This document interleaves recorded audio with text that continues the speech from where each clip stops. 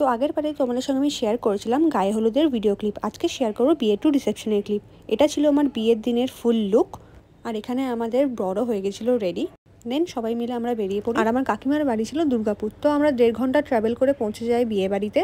দেন আমাদের ব্রাইডের সঙ্গে একটু দেখা করে একটু ফটো তুলে নিয়েছিলাম। তারপর একটু পরে শুরু হয়ে যায় বিয়ে। আর আমরা এদিকে চলে আসি স্টার্টার খেতে। স্টার্টারে প্রচুর কিছু ছিল। বিয়ে বাড়ি একটা মেনু নিয়ে তোমাদের সঙ্গে একটা ব্লগ শেয়ার করবো। তারপর এখানে চলছিল বিয়ের লাস্ট পর্ব সিঁদুরদান। সিঁদুরদান হয়ে যাওয়ার পর সবাই মিলে চলে যায় খেতে খেতে আমাদের অনেক রাত হয়ে গেছিলো। দেন আমরা চলে আসি বাড়ি। আর নেক্সট ডে এইভাবে শেল ফাটিয়ে আমাদের ব্রাইডকে করা হয়েছিল ওয়েলকাম। সেটি আর কোনো ভিডিও ক্লিপস নিইনি। তারপরের দিন ছিল বৌভাত। বৌভাতে এখানে দুপুর শুরু হয়ে গেছিলো ভাত কাপড়ের অনুষ্ঠান। তারপর আমরা সবাই মিলে লাঞ্চ করে চলে গেছিলাম আবার রিসেপশনের জন্য রেডি হতে। দেন সন্ধ্যার মধ্যে বাড়ির সবাই মিলে হয়ে গেছিলাম আমরা ready. Black sari with red rose, এটাই ছিল আমার সেদিনের ওভারঅল লুক। কেমন লাগছে তোমরা কিন্তু অবশ্যই আমাকে কমেন্ট করে জানাবে। রেডি হয়ে তারপর আমরা বেরিয়ে পড়েছিলাম। আর এটা ছিল আমাদের সেদিনকার ভেন্যু।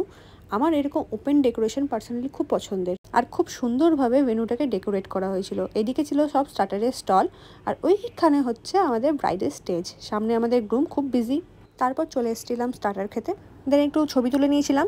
আর রাত্রি 1টার সময় সমস্ত প্রোগ্রাম শেষ করে বাড়ির সবাই মিলে একসঙ্গে বসে পড়েছিলাম খেতে। খাওয়া দাওয়া পর্ব শেষ করে ফ্যামিলির সবাই মিলে একসঙ্গে চলে আসি বাড়ি। ভিডিওটা ভালো লাগলে অবশ্যই লাইক শেয়ার চ্যানেলটাকে সাবস্ক্রাইব করে দিও। টাটা।